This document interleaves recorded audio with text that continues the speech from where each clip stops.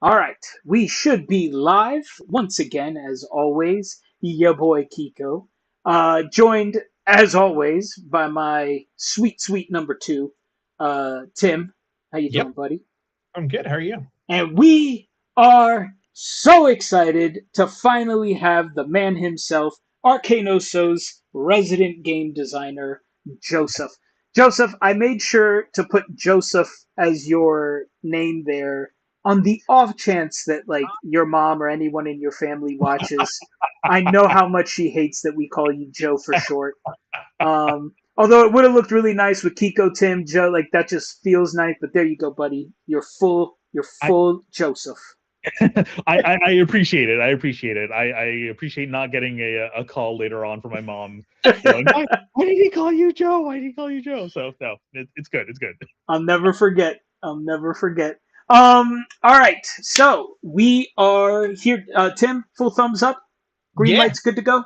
yeah, My we're good. man, We're neither one of us is dying anymore like we were last week. So dude, happy to that be back. was rough. It is kind of like this the past couple days, actually, maybe the past 2 days. I haven't even had the energy to like share a reel or nothing. It Nothing. was so bad. Yep. And so crazy and funny because Tim and I both got hit with like the identical thing, but we haven't seen each other in person in weeks, like Yeah. Yeah. forever. Yep. So anyway, so that was we've just fully synced up. Our Same bodies thing. have become one. Yeah, within hours of each other. Like I texted, I was like, "Dude, I'm dying. Something's wrong with me." And then like an hour later, you're like, "You're not gonna believe this." Well, what was really funny, I was like, man, sucks to be Tim. And then it was like, oh. So I think my next text was like, bro, you jinxed me. How did I catch it over text? Anyways, but we are mending. We are working our way back. And oh my gosh, if things aren't going crazy right now. So Yeah, we announced so many weeks ago that we were doing this relaunch, and we set September 1st as the date because we didn't want you guys guessing, wondering, and if it was going to happen. It's happening, boo boo. So the point of that is, and actually to kind of speak to these lives and future ongoing stuff, so much stuff coming at you. We have been working so hard with our team. Gaurav has been hard at work trying to get stuff retooled and just done slightly differently in a way that I think you guys are going to love the new art style. I mean, new is a stretch. It's just slightly updated. And then, as I've given updates on the previous Kickstarter page, we have expanded the art team. This is not in response to the AI stuff. This was always the plan, right? So in our minds, we were going live in May. We would have ended that campaign at the end of May, and I have a production schedule to keep this entire project on track. yep, This minor hiccup does not change that production timeline. And right. so it was very important to us that once that September date hits, if we're not sitting here pausing, sitting on our heels, this ship has continued to move at pace, at speed. And our next big milestone, assuming that the funding campaign ended at the end of May, was to bring on the additional artists to help us with all this work. Yeah, Obviously, um, you know, we thought the campaign funding would have happened by now, but that doesn't slow anything down. We keep the ship going, and yep, as the captain, just needs to come out of the old pocket, which it has. So we've expanded our art team as planned and brought on some great folks that we are super excited to introduce you to down the road. And the bigger news is that within the next couple of days to a week, so if not by this week, early next, I will have all the content created, right? The reels, the videos, all the fun stuff for social yep. to introduce you guys to the new look of our art for Nightmares in Neverland.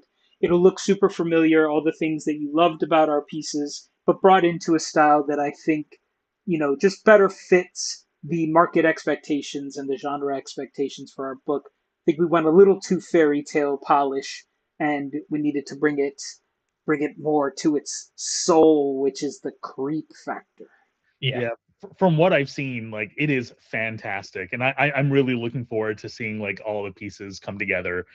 So yeah, no, it looks good. It looks Well, good. and I cannot hype enough, right? That like it is what it is, and it's as great as it is because of Gaurav and all of his incredible work. You've seen his stuff on our socials. If you don't follow us at ArcaneOso RPG on Instagram is like the main hub, and you can find all the other stuff from there. Obviously, the website too, arcaneoso.com. But Gaurav is no joke, and without that incredible foundation, his research, his hard work, you know none of it matters. Like everything's built on that foundation, and the team that has now come on to help us bring it across the finish line. More to come. Like if we can fund well, then we expand the team and give you even more art. Like that's our goal, right? More, more, more, right? So the more of you guys who back the project, the more people you tell, the more people you send to the Kickstarter. Once that page goes up in a couple of weeks, then just the better this book gets, right? Yeah. It's all for the book. So we have such huge plans, and we're so excited. And oh my gosh, I cannot wait to introduce these new artists because they are just beyond as advertised. Like I'm Yeah. so excited.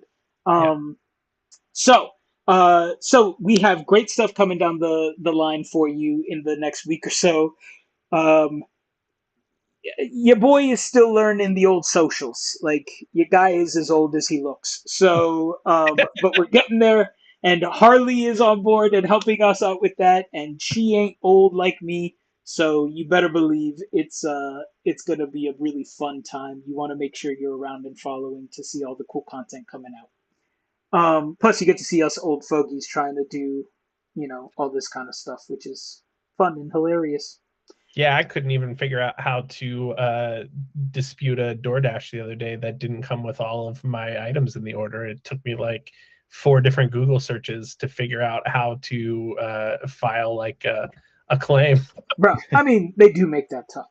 So, door dashing and all that good stuff aside, we are here today for the first time. We're not talking about art, although we just did. We're not talking about my flowery, delicious writing, although it is. We are here to talk about some of the core game guts of this book so that you know that we're not just a fun story that you can read at night time. It's a game. It is built. It is being built. It is balanced. And the man with the plan is Joseph. So, Joseph, the thing that I really wanted to focus on today is just pick one. There's so much stuff that we're going to talk about. You'll be joining us for future episodes. And I forgot something. Remind me at the end. But I want to make sure we get into the meat of it here. I wanted to really talk about the first mechanic that kind of came to my mind just as I was thinking about character development and how things worked and looked.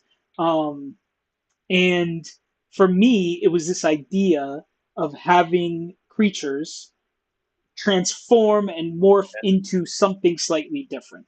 And we call that Nightmarish Transformations and see it as our kind of our flagship mechanic of the many things that we'll talk about coming forward. But yeah, man, wanted to throw it to you to see if you could maybe explain to the folks a little bit, not too much, but a little bit about what they might be able to expect when they open up this book and start prepping encounters or experiencing them as players.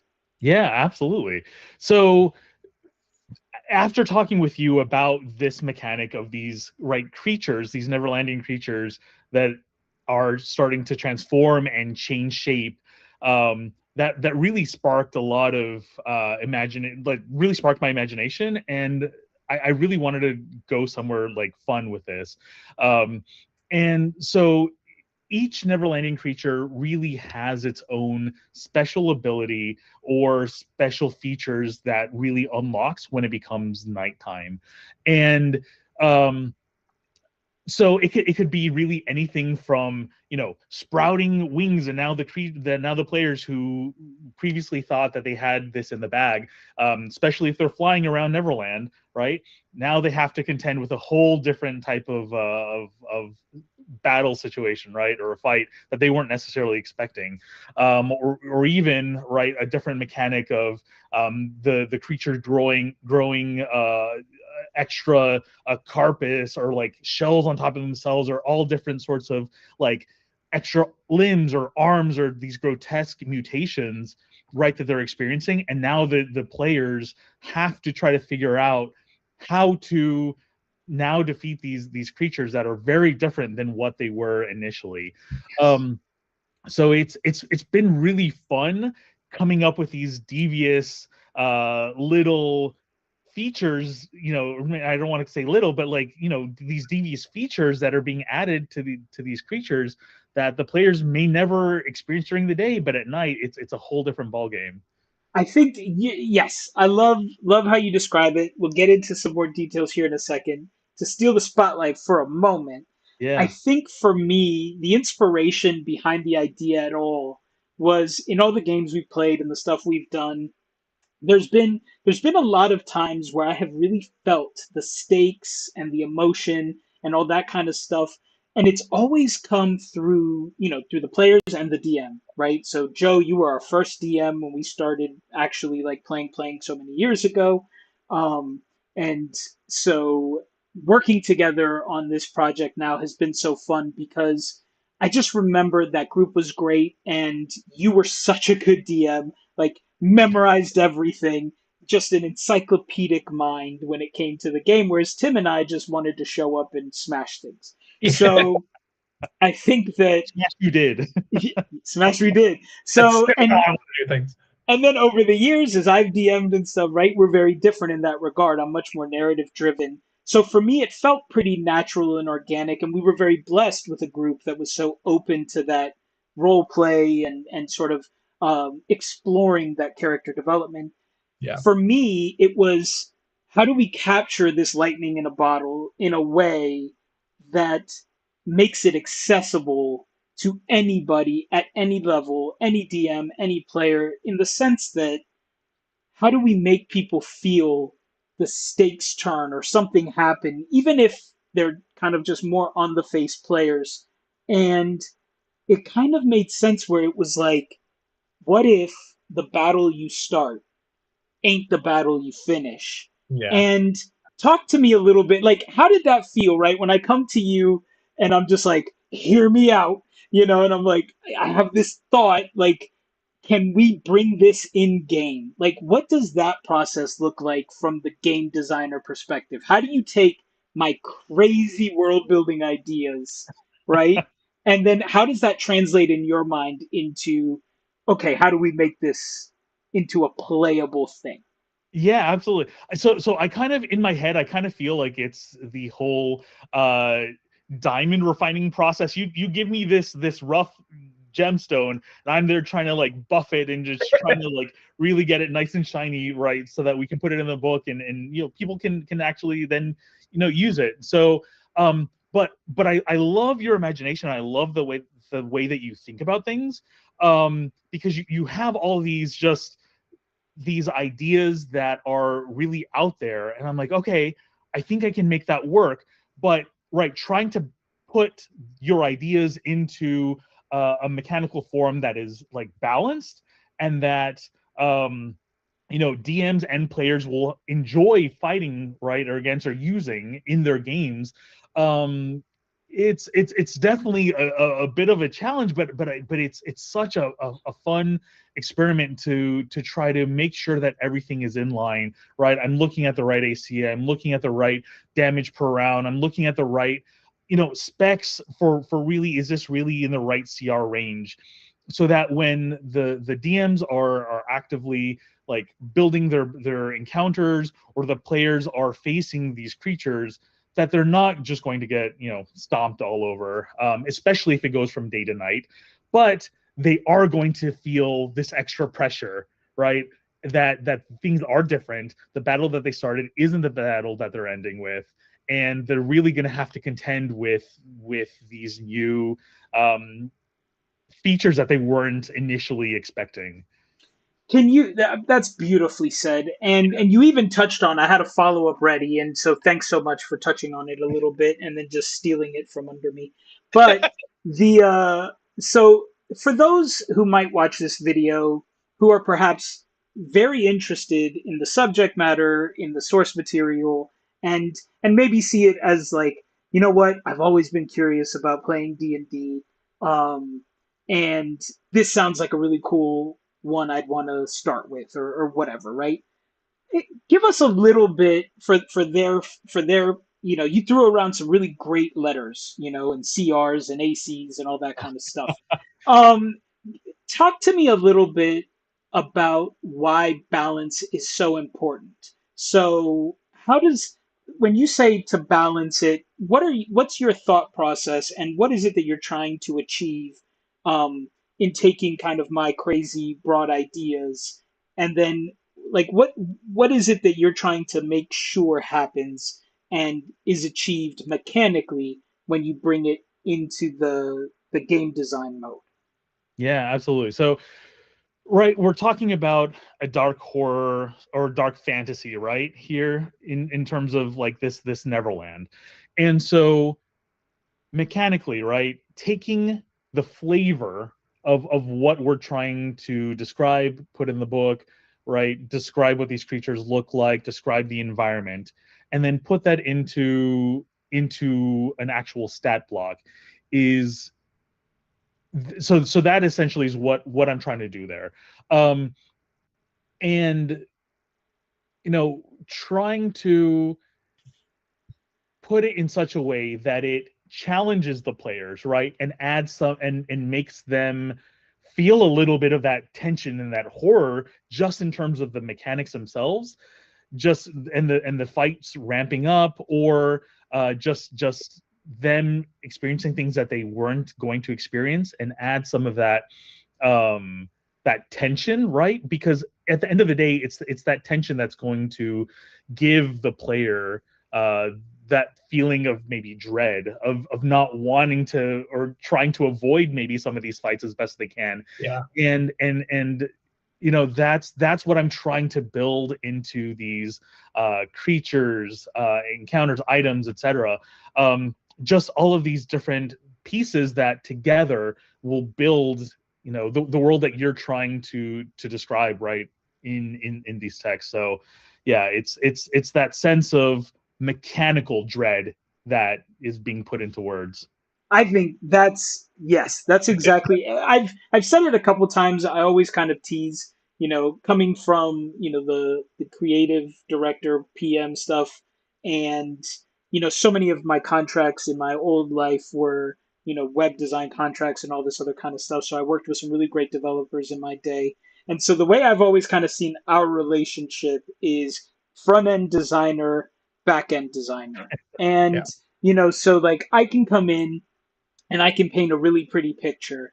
And I am always impressed at your ability to say, yeah, man, that's a super cool story. Like, here's how that could actually work in a D&D Yeah. campaign, Yeah. and how we can convert some of these ideas into the stat blocks. And for those of you who might be watching and looking into D&D for the first time, you know, the stat block is effectively the thing that just it gives you everything you need to know about this creature. It's mainly the DMs. It's always the DMs who will see it. Am Yeah. I correct? Yes, I Yes. know I'm Yes. correct. Yeah, yeah. You are So correct. yeah, so the DMs are the ones who look at that, and it's what tells them, right? How strong is this creature? What kind of abilities does it have? What attacks does it have? How smart is it? Like, can it do X, Y, Z? Does it have resistances? And so I will come up with an idea. We've talked about the pan and we've talked about some of our other species, and that's all been flavor in our previous episodes. Joe has Yeah. to take those actual things and then he says, well, if the pan have, goat legs, maybe they kick, and maybe they kick with blah, and maybe they do whatever, and so it's always so amazing to me when we get to actually play test some of this stuff, because I feel like I can picture it all in my mind, I can see it all in my mind, but when you actually start putting your hands on it, it almost becomes real, and now it's this thing that does these things. I feel like for me, it was also very important, and something I've noticed in other games that I've played, never with you, Joe, you're a phenomenal DM. But D&D can be one of those things that can feel and become a little bit repetitive, especially when you don't have someone in the driver's seat who feels super confident and comfortable. And again, that was such a huge goal for me in deciding to even write this game, which was how do I make this that almost anybody can pick it up and run an exciting game? And I'm so thrilled that we've worked this mechanic because I feel like you can go from encounter to encounter, right? And you're once someone's gonna cast fireball every time, and your barbarian's gonna barbarian, and then you're just gonna go through the turn order, and sometimes, like I say, you get lucky, and someone hits that like one shot on the final whatever, but that's not every session. Yeah. Talk to me a little bit about so far as you've been working on these stat blocks. How do you feel like we've tackled the goal of making it easy to make every encounter just feel unique, not only in the moment, but also with that replayability, right? I mean, that's the other side of it. You can experience a creature in the daytime, get your Yeah. mind right about it, and then when you meet that creature again, there's stuff you don't see coming. So that replayability also gives you more options.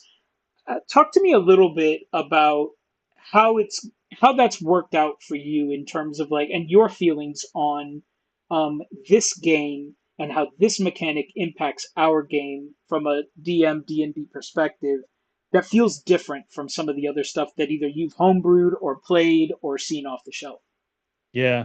So obviously most of the stuff that's just off the shelf is a standard stat block, and it has the same attacks every single time. And especially DMing, right? You choose one or two, and it's just okay, a hit, and then that's it. And it's the same thing over and over and over again.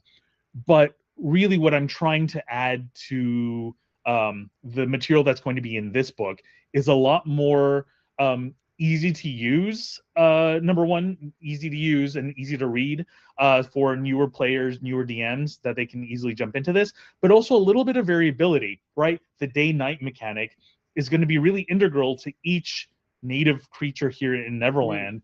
And so I think there's automatically this this quantity of being able to see creatures in a very different light, right? Maybe as a DM, you only want to run them during the day, and maybe at night, right? And maybe you only want to run them at night. And so there's going to be some differences there that the players just are going to not expect, or the encounters are going to run completely differently, right? Whether Yeah. or not how you're choosing to run these creatures. One other thing that I wanted to bring up, speaking of replayability too, is the synergy I think that I'm trying to build into these creatures.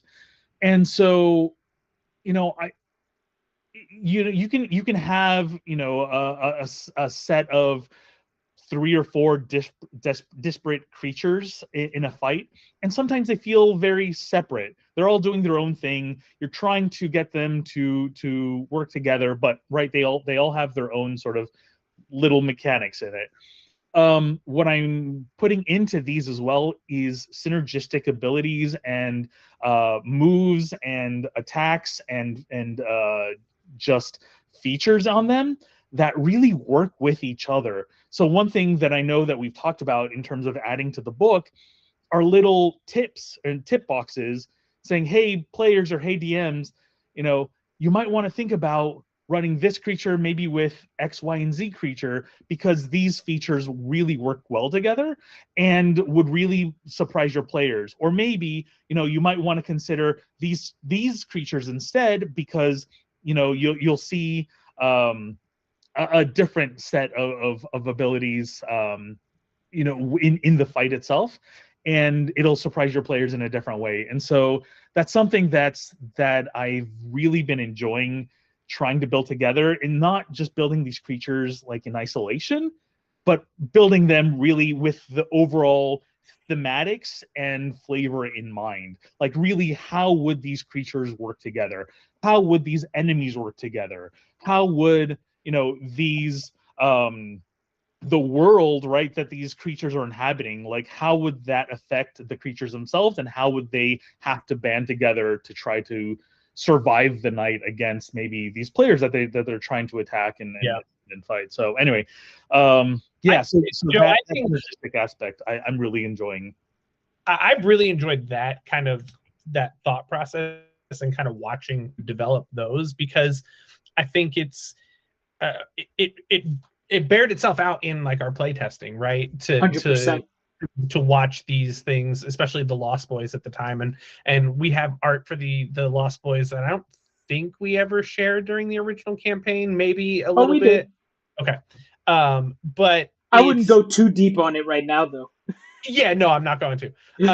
But the playtesting after Joe built the stat blocks and what these things could do, we actually were like, ooh, this changes our design, our art, right? So Joe's stat blocks are now going backwards too and informing our character design now, because once we started playing them, we were like, ooh, it would be cooler for it to look this way, or have, because it has this ability, and then like this one might look slightly different because it has this ability. But even further than that, just thinking about how I play my own characters now. So the current campaign that we are playing, it's a homebrew by Joseph, and Martha's gonna yell at you.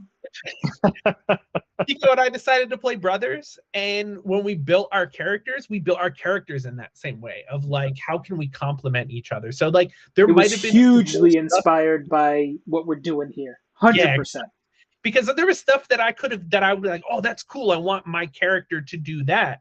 But then I was thinking about in terms of like, oh, but it would be better if I'm ranged attack and I can do this, because Kiko's going to be up there melee and all of it. And so if I can, knock somebody prone with an arrow, then he can go ham on them. And it just, that synergy is so cool. So I think as, even as players, as we evolve, it's coming from that aspect. And I'm super excited just to see. Thanks for the advantage, brother. Yeah, right.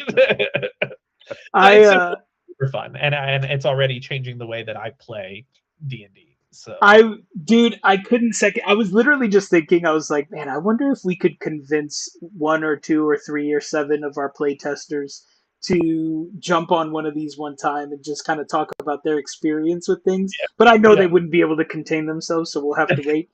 But I will say this, exactly to everyone's point, and Joe, I'm so glad that you brought up the synergistic way that you're building these blocks, is because to me it feels so unique. And I'm not saying we're the only game that's ever done it, and I'm not saying there aren't great games out there. We didn't invent the wheel, but I feel like we are definitely taking, this very common sense thing and applying it to what works really well for us and in our game. And we're very lucky that we, have the source inspiration that has lent itself so well to telling not only a dynamic story, but handling encounters, combat, and all the good crunchy D&D stuff in a unique and interesting way.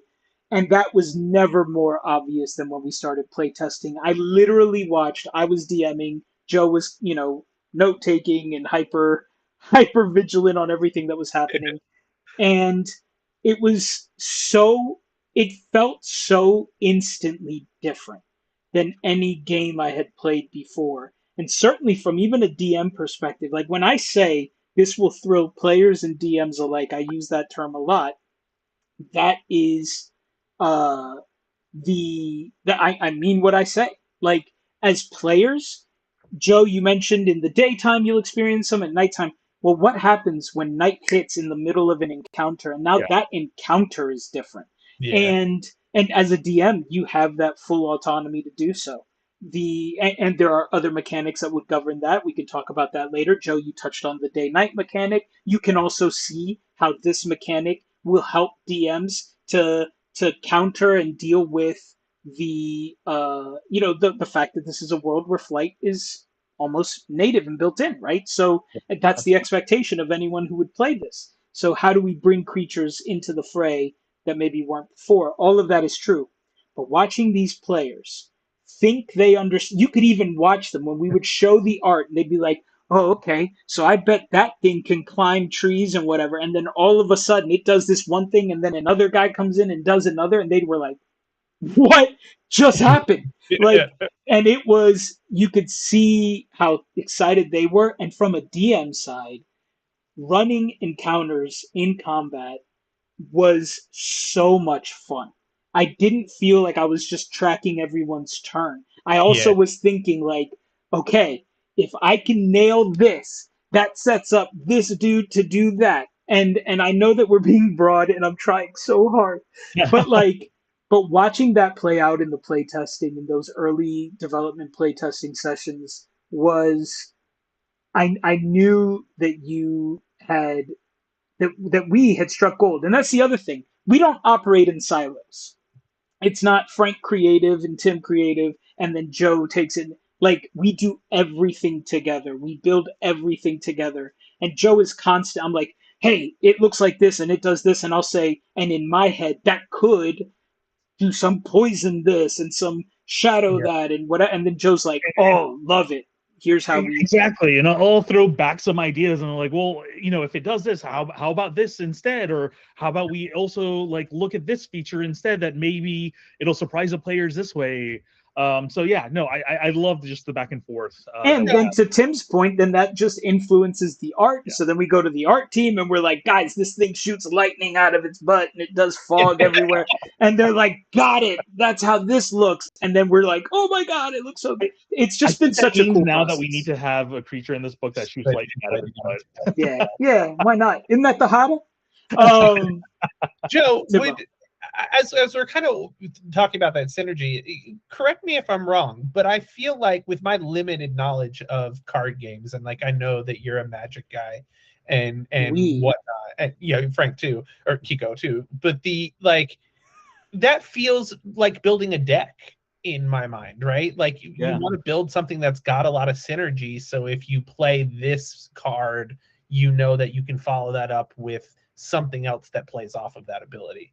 And you've never played a deck building game, but you totally comprehend the idea of that was a beautiful description.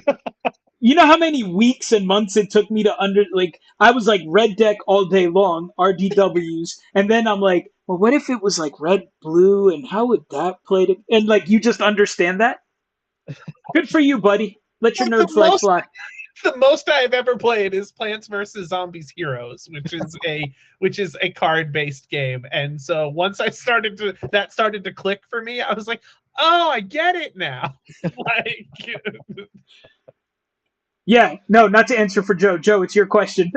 Oh yeah, definitely. I mean, I think that's what really draws me to card. Like I played Yu-Gi-Oh for years, Magic for years. I'm very much into all of that sort of deck building world as well, and to that synergistic point, right? Making sure that the deck flows smoothly, making sure that everything is landing on the turns that they need to land on, and I love that aspect of games, right? And I see D&D in a very similar way, right? I want to be sure that everything is working together for the maximal experience for everyone that's involved, whether you're playing as a DM or whether you're playing as a player character. I want it to feel cohesive and like a real lived in world. Yeah, for sure. I think, dude, you're nailing it. And, I know we're trying to bring this home here. So one of the final things I'll say before I throw it to last thoughts and then we bring this bad boy home.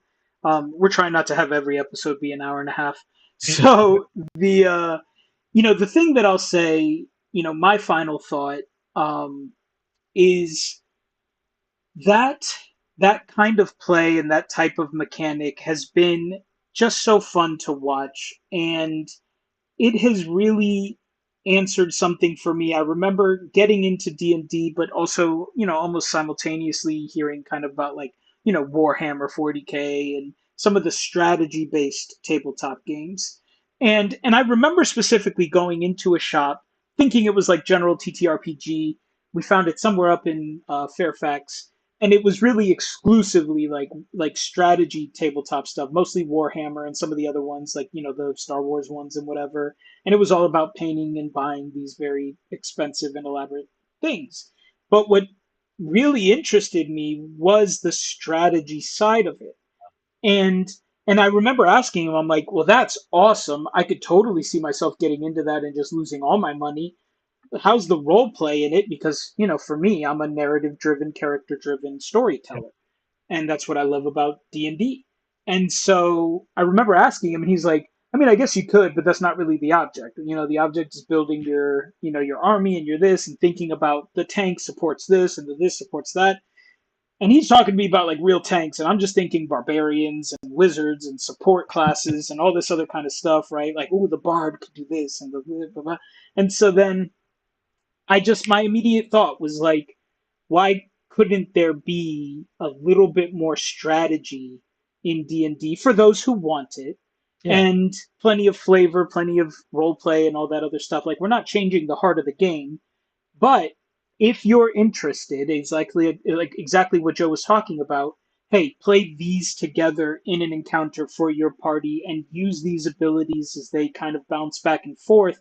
And as the DM, to have, not that DMs need anything else to think about or track, but like, if you want it, I'm telling you, Joe, like DMing those playtests felt so different from DMing anything else. And it was, I could just see the mind meld happen in real time. And it's something I'm just so excited to introduce people to and for people to experience once the book actually comes out. Um, and dude, this has just been so fun working on this together. And I always say, like, this is the dream team. I feel like we're doing something here that's Yeah. worth taking note. And and again, not reinventing wheels necessarily, but I feel like we're using them to their max benefits, at least as best we can, in a way that supports the story that we're trying to tell. Yeah. So anyways, with that, any last thoughts from Yeah, anybody? I have one thought, and this could spiral. So I don't want to go too crazy, but I think it's important just to kind of bring it home. We're talking about day night mechanic. We'll let you guys in later on down the road, maybe, about how day and night work in Neverland.